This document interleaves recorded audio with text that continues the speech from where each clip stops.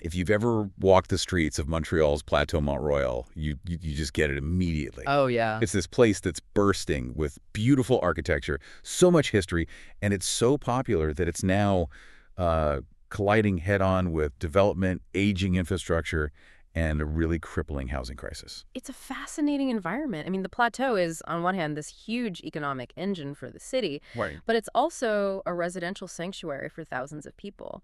And that duality means that any big urban planning decision, it just feels like a high-stakes negotiation. Politically, socially, everything. And that's our mission for this deep dive. We're pulling together insights from reports, specifically from wikiresidence.ca and infodrone.ca, to zoom in on two enormous and, at first glance, totally separate urban projects near Van Horne Avenue. And the sources ask a really compelling question, one that's guiding us today. Yeah. Are these two projects really separate? Or are they actually two sides of the same coin, a coin that's going to define the future of the modern Canadian city? It's a great frame because you have this real juxtaposition. One project is driven by massive private capital, all focused on converting a heritage building. And the other is all public policy, infrastructure renewal, green spaces. So today we're going to unpack the controversy around the brick elephant. That's the huge Van Horne warehouse conversion. Then we'll analyze the city's pretty bold move to demolish a major overpass nearby. And then we'll connect the dots. We'll reveal the fundamental choice facing this community and, frankly, facing you as someone who lives in a city. Okay, so let's start with the controversy. Let's start with the structure the sources call the plateau's brick elephant. It's a great nickname, isn't it? Because it really is a colossus, this imposing red brick warehouse at 1 Van Horne Avenue. You can't miss it. It's a landmark right up against the Canadian Pacific Railway tracks. It's been underutilized for years, but now there's a huge plan. A huge plan. Developers want to turn this thing into a destination hotel complex. Right, with commercial spaces, offices, the whole package. The scale is just staggering. I mean, when you look at the economics in the source material, this is not a small Reno project. Not at all.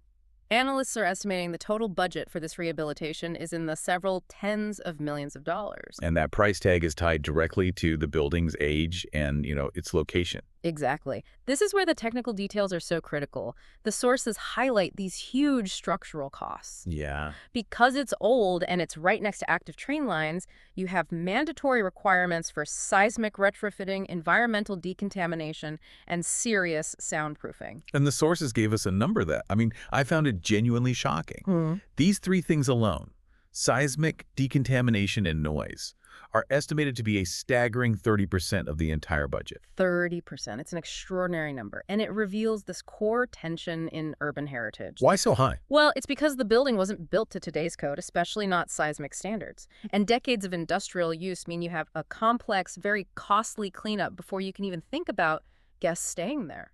And the soundproofing is just non-negotiable next to the tracks. It's a legal and commercial necessity. It's not a luxury. So really, the cost of saving this piece of heritage wipes out a third of their budget before they even buy a single chair for the lobby. Pretty much. Which begs the question, doesn't it? Does this massive overhead mean that only high-end, high-revenue commercial projects, like a hotel, can realistically justify saving these kinds of industrial landmarks in the future? That's the heart of it, precisely. If the return on investment were lower, say, for affordable housing, the economics just wouldn't pencil out without massive public subsidies. Right. But because it's commercial, proponents argue the financial benefits will be huge.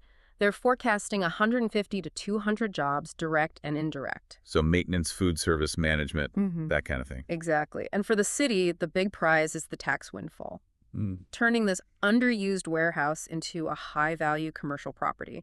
They project that'll generate over $1.5 million in new property tax revenue annually. That is a very potent incentive for any city government. It absolutely is. And they're banking on what they call the spillover effect. Okay, what's that? Well, the plateau already gets millions of visitors. This hotel is designed to capture that high-end clientele that might otherwise just stay in Old Montreal or downtown. So the idea is that nearby small businesses, little cafes and shops on Park Avenue and Saint Laurent, they could see their turnover jump by 10, maybe 15%. That's the pitch, a new captive market right on their doorstep. So, okay, you've got job creation, millions in investment, a big tax boost.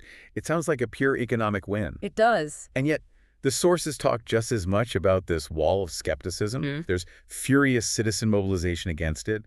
Where does all that friction start? It starts right where the city's economic ambition clashes with the residents' daily reality.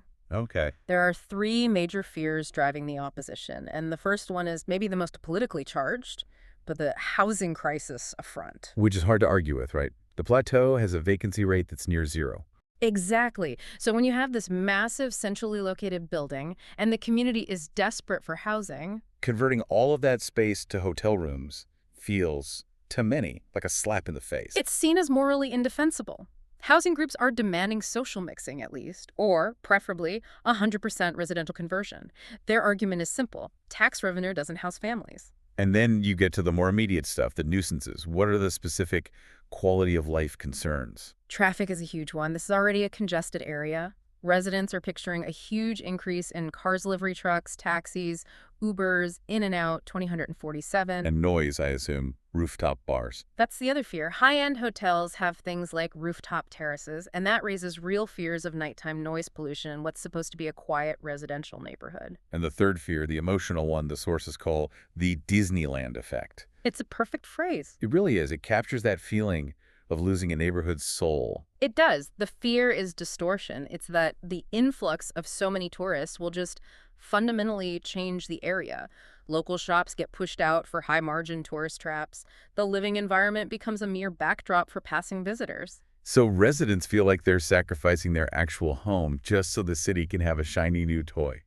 It's a profound conflict. Yeah. And it puts the borough administration in this incredibly delicate position. How do you even arbitrate that?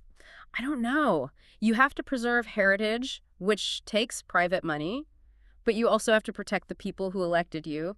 It's a lose-some scenario, a classic urban dilemma. Okay, so if the warehouse shows us the cost of private capital trying to save heritage, our sources also lay out this massive project showing the price of public renewal just down the street. Right. The decision to demolish the Van Horne Overpass. This is the second project. It's where Van Horne Avenue spans the CP tracks near St. Urbain. For decades, it's been a critical piece of infrastructure, but the city has made this bold decision to just remove it. Completely, yeah. And that sounds incredibly drastic. Why demolition? The sources detail a few converging reasons, and it really comes down to a kind of logical correction. First is just simple obsolescence. It's just old. It's just old. It has reached the end of its useful life. And the key finding was economic. The cost to repair it, to do the major refurbishment it would need. Would be exorbitant. Exactly. Demolition and ground-level redevelopment turned out to be safer and more economical in the long run. And it's not just about the money, right? There's a safety and functionality issue. Absolutely. The elevated design is just outdated. It creates these dangerous friction points for pedestrians and cyclists trying to navigate on-ramps and off-ramps. And it's a physical barrier. A huge one. It fragments these really vibrant adjacent neighborhoods, Mile End, Outremont, the Plateau. It hinders connection. So the demolition isn't the end goal, it's the catalyst. It's step one in a much broader redevelopment plan. A total redesign of that space. So what's the vision? What are they going to do with all this newly freed up land? The vision is very 21st century. First, there's a big focus on green infrastructure. Oh. They're talking about new public spaces, pocket parks, public squares, planting a lot more trees. It's all designed to combat urban heat islands. Which is so needed with the way the climate is trending. And the redesign is about mobility, but not just cars. Exactly. That's the core of it.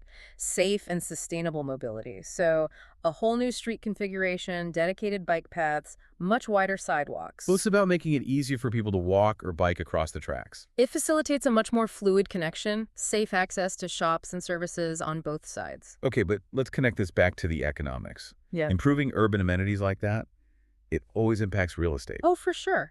Properties near more greenery, better accessibility, less traffic noise, they're expected to see their value appreciate. Which sounds good for the tax base. It is, but it immediately raises the specter of gentrification. It could push up rents, maybe displace existing business or residents down the road. It's the constant challenge of public improvement. And we can't forget the immediate pain either.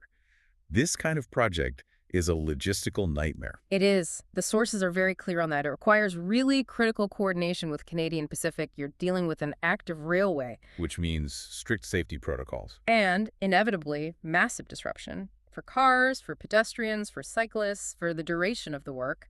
But the city's framing this as a necessary investment in a city that's more connected, greener, and safer. So let's zoom back out. What does it mean when we put these two projects side by side? You have a commercial heritage conversion and a public infrastructure overhaul, both happening along the same railway corridor. The common thread is that both of these are defining precedents. They're setting the stage for future industrial conversions and infrastructure policy in Montreal. And they show two very different philosophies about how a city should grow. Look at the juxtaposition. The overpass demolition promises integration, green space, a more livable neighborhood. It primarily benefits the existing community by removing an obstacle. Right. And conversely, the warehouse conversion promises a huge economic flow, that $1.5 million in taxes, the jobs, the tourism, but at the cost of housing and neighborhood tranquility. So it asks the community to accept long-term character changes for financial gain. Exactly. The Van Horne file is forcing the Plateau administration to make a truly fundamental choice about its identity. It's an arbitration between two competing definitions of success. That really is the core dilemma, isn't it? Mm. The city is balancing this huge private investment that promises architectural shine versus the legitimate demands of residents who are battling a near-zero vacancy rate. And they have to decide which priority sets the precedent for all the other industrial zones across the city. It's just a stunning snapshot of modern urban tension. Millions of dollars to save a brick warehouse for tourists. Versus the profound social protest driven by the desperate lack of affordable housing. And this choice is being made right alongside this massive infrastructure renewal, which promises connectivity and safety, but causes so much short-term disruption. The decision on the warehouse, set against the backdrop of the Overpass project, it will serve as a foundational policy precedent for every future industrial conversion in Montreal. We've laid out the facts, the conflicts, the dollar signs, and now we'll leave you with the core philosophical challenge that our sources raised, which I think summarizes this whole crossroads perfectly. It does. The fundamental choice being made here, and it's one that every successful global city eventually faces, is this.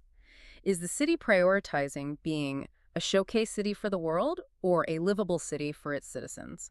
And the debate between the brick elephant and the demolished overpass really asked you to consider which of those policies better aligns with your vision of a successful future city.